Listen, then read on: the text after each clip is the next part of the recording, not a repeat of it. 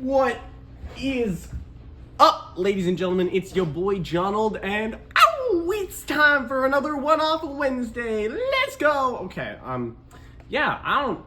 sometimes I just get energy for my intros, and then I don't really know how to transition because I'm not gonna go in and edit some kind of like Mr. B. Blah, blah, blah. I just watch the video. It's pretty good. I enjoyed this one.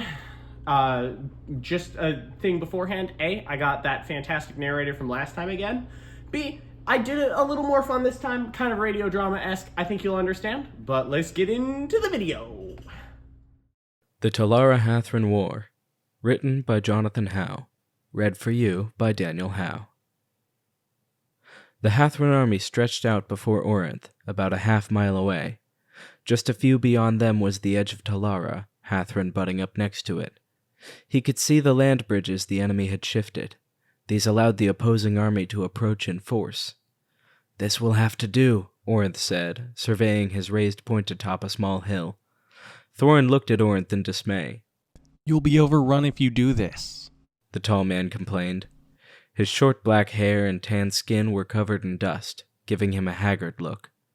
"I'll be fine," Orinth soothed. "You just need to trust me." Thorin grimaced. "In all honesty," Orinth pressed, "I'm more worried about you and your men. Do you think you can give me the time I need?" "How much time do you need?" Thorin asked. Orinth closed his eyes. The moment he'd stood atop the hill, he'd begun stretching a tendril of himself through the ground. Its goal was the massive perium at the center of Tallara, where Orinth had stored his energy. Judging on how far he'd stretched, "I need another 30 minutes, he said, voice grim. 30 minutes? Thorin balked. "We'll all be dead by then." Orinth met his friend's gaze, holding his stare. Thorin took a minute, regaining control of his panic. He took a deep breath. "If I give you 30 minutes, will you be able to save the continent?" Orinth thought about the massive store of energy he'd saved over the last month. Yes. Thorin held his gaze for a moment before returning to leave. "Before you go," Orinth said, stopping him, "are there any fortifications your men can't make?" Thorin sighed, looking over the measly force he'd mustered. "I could really use a chasm of some kind. Something to help funnel Hathran." Orinth sat down, his tendril shifting to stay hidden under him, even though now he sat cross-legged on the ground. He looked out over the opposing army. They moved in rank and file, a fully trained force. Thorin needs this to help me, Orinth thought. He inhaled and pictured the land changing. When he exhaled, he pushed the shifting energy out of himself and into the ground. At the base of the hill, a chasm opened. It spanned 30 feet across and 20 feet deep. Thorin stepped up next to Orinth reverently. "What happened to you on that mountain?" he asked. Orinth didn't say anything. He didn't know what to say. Thorin moved away and Orinth raised the walls of earth around him.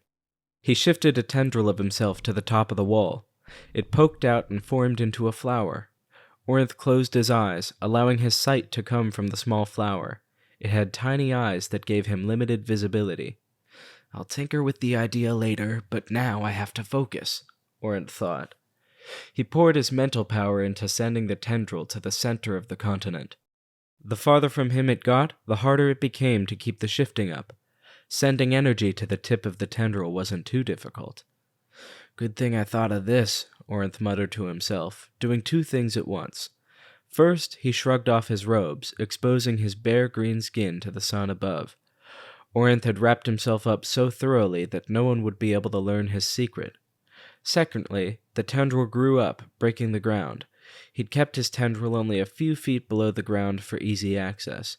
Once above, it shifted into another flower, this one also absorbing energy from the sun.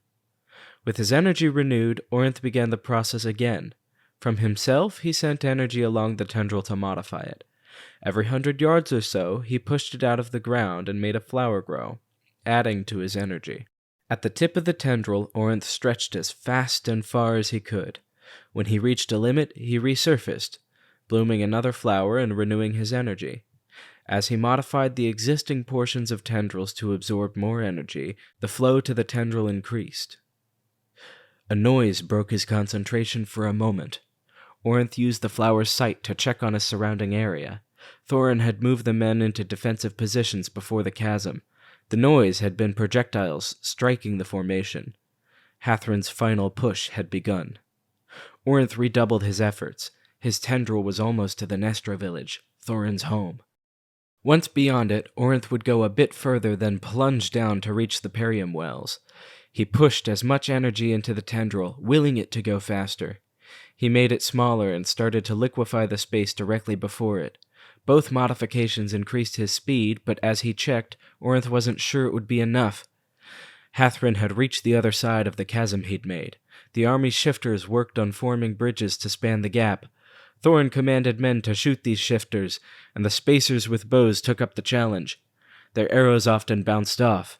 For each shifter, Hathran had a spacer, protecting the pair of them from arrows. Spacers, launch rocks! Thorin commanded. This strategy was more effective. The large blunt projectiles weren't deflected easily by spacer armor. The bridging slowed, giving Talara a chance. Orinth stopped focusing on the battle as his tendril reached Nestra village. He wove it between buildings, being careful to avoid any underground tunnels or basements that people had made. The last thing he wanted was people being able to trace down his energy stores. Right in the center of town, Orinth made the tendril surface and become a flower. Just like he'd asked, albeit begrudgingly, Kirinth waited. Orinth didn't give his flower eyes, but he did give it tiny ears, enough to hear her say, "Took you long enough?" Miles away, Orinth chuckled. Even in the face of impending doom, his sister could still find the time to hate him. Even still, she did as he asked. Something touched Orinth's flower, and shifter energy flooded into his tendril. He took the energy and boosted forward, even as more energy flooded in from the flower.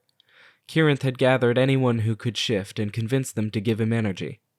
For all the pain she causes me, she is really good at working with people, Orinth thought. Maybe that's why she hates me.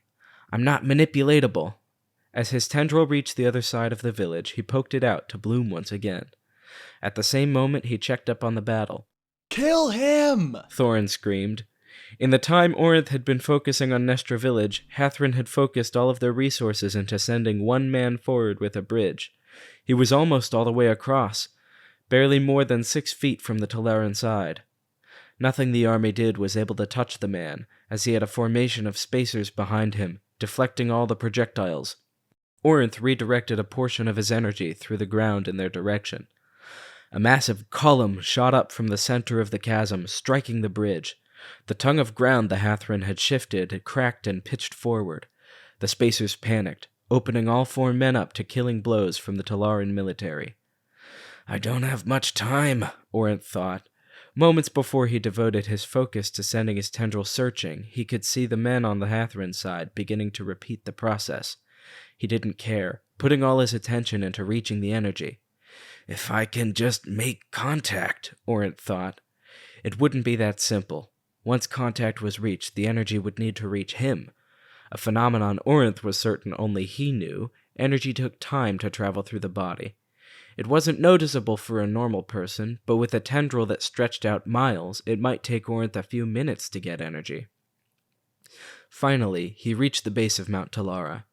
It wouldn't make any sense to stay close to the surface anymore, so Orinth's tendril surfaced and bloomed into a flower once more. Thinking better of it, he made a patch of them bloom, giving more surface area for energy absorption. The tendril shot down at an angle, beginning its final burrow. Fall back! Thorin yelled. At the chasm, Hathran had reached the other side. The meager Talaran military was no match for their well-trained formations. The men began to break, giving more opportunities for Hathran to push through. Thorin tried his best to rally the men, collecting a small force around him. This group had begun slowly pulling backwards towards the top of the hill. As one final gift of defense, Orin sent up a row of spikes 1/2 foot tall, completely along the edge of the chasm. It caught more than a few Hathrans, even if it only slowed them down for moments. Come on, Orinth said to himself, reaching out towards where he knew the massive chunk of crystal lay. His tendril was pushing forward solely on muscle memory, unable to see anything in the ground below the mountain. I know it was nearby. His tendril stopped suddenly, coming in contact with an item he couldn't shift. "Got it!" Orinth yelled. He opened his eyes, focusing on rewrapping himself. Far away, his tendril latched onto the crystal. As a flood of energy flowed onto him, Orinth made the tendril grow. The force was still miles off, but now he had access. "Now we have a chance." He reached down and touched the cloth. The pile shifted up around him, covering his skin entirely. Orinth dropped the walls that protected him and grew a field of blossoms at his feet to help replace the energy he was using until the full force of his stockpile connected. Thorin looked his way, only about 20 feet down the hill.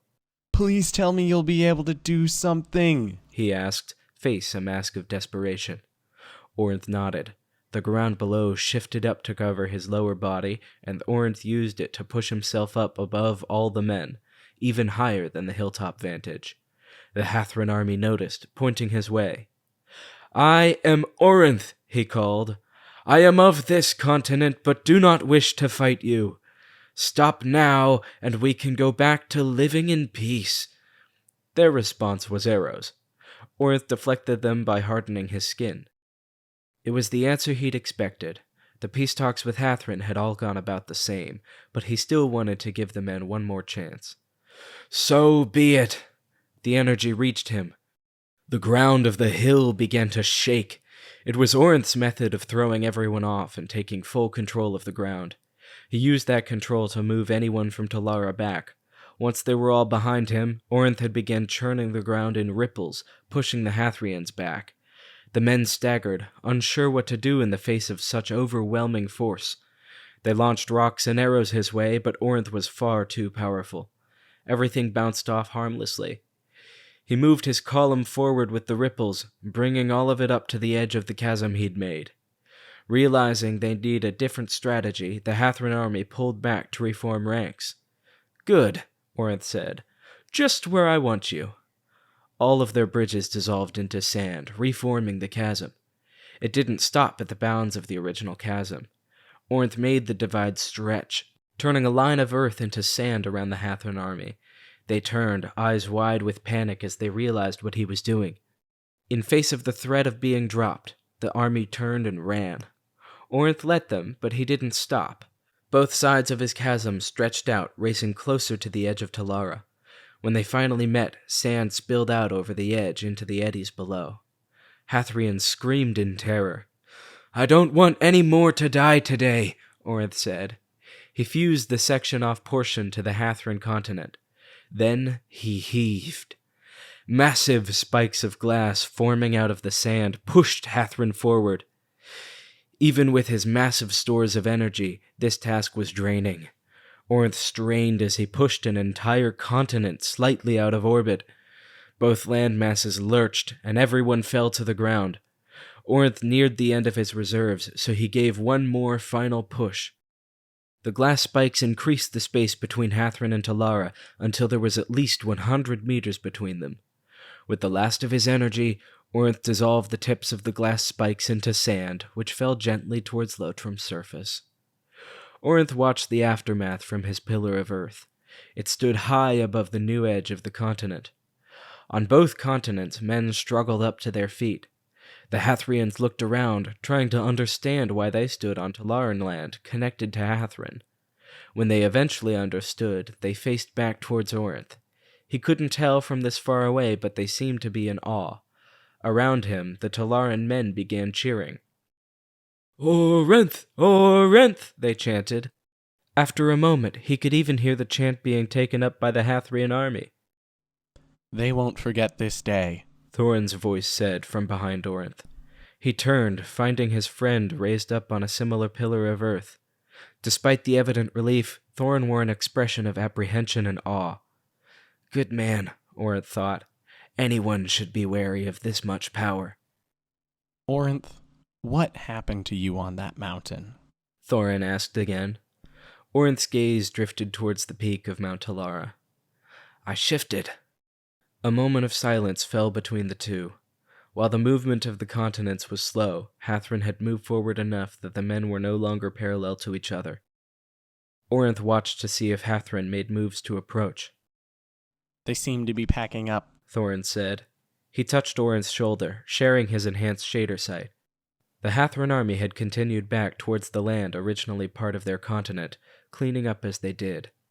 Thorin's hand left Orinth and his vision returned to normal. "What are you gonna do now?" Orinth asked. Thorin shrugged.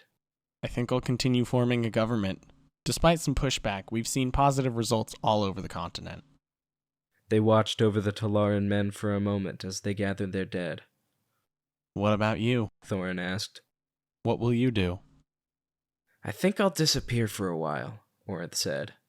You know you can't do that. Not after today. "Why not?" Because the people won't let you. They might even try to make you a king. Orinth shook his head. "You'll be a much better king." True, but that leaves the problem of you. Thorin said. "There's no problem," Orinth explained. "No one will be able to make me do anything." He looked pointedly to the crags of glass sticking out behind them. Thorin sighed. That's fair. He reached out a hand and Orinth took it in a firm grip. Thank you. I and all these men owe you our lives. "You're welcome," Orinth said. "Now, if you'll excuse me, I'll be going back to my mountain." And we're back. Yeah, so thank you once again, Daniel. Fantastic job. And then, yeah, I thought it would be fun to voice one of the characters. It might not have meshed as well if Daniel had just done it himself. But I mean, this was more entertaining. Things about this story. For those of you, for like the entire, I don't know, I want to say like half, maybe 3/4 of you who aren't actively beta reading for me, this is an excerpt from a history of the novel I'm working on right now. Well, I say that I'm working on right now. Beta readers are reading it right now. It is most likely going to be canon, but I also, you never know, maybe I'll actually get published and then I'll talk to publishers and they'll say, no, don't make that canon. Or like, oh, if you make that canon, I don't know. As far as I'm concerned right now, it is basically canon into my universe, which is just interesting. But it will not go into the book. It doesn't fit into the time frame and how I've written it. So it'll live here. Yeah, if my book gets published, you guys can be the secret people who know. You can be like, this part's canon, and then you can go tell people like, hey, this thing's canon, and they'll be like, what? I don't remember that. And you can be like, yeah, that's because it was right here. Although pretty much everything I've said in here is also something that's relatively described and or hinted at. Kieran's relationship with Orinth. Yeah, I have one friend who I think is gonna watch this and then he's gonna text me about it. Yes, she hates him. Not for anything he did, she just doesn't like that she can't manipulate him, okay? That there's no big beef. He didn't do anything other than not be gullible, pretty much, and it drives her insane. Yeah, that's pretty much it. Again, thanks, Daniel. Go and read. I mean, you can't go read the book if you aren't one of the beta readers. Sorry, not sorry. Anyway, come back next week for another one-off. Neat, bye.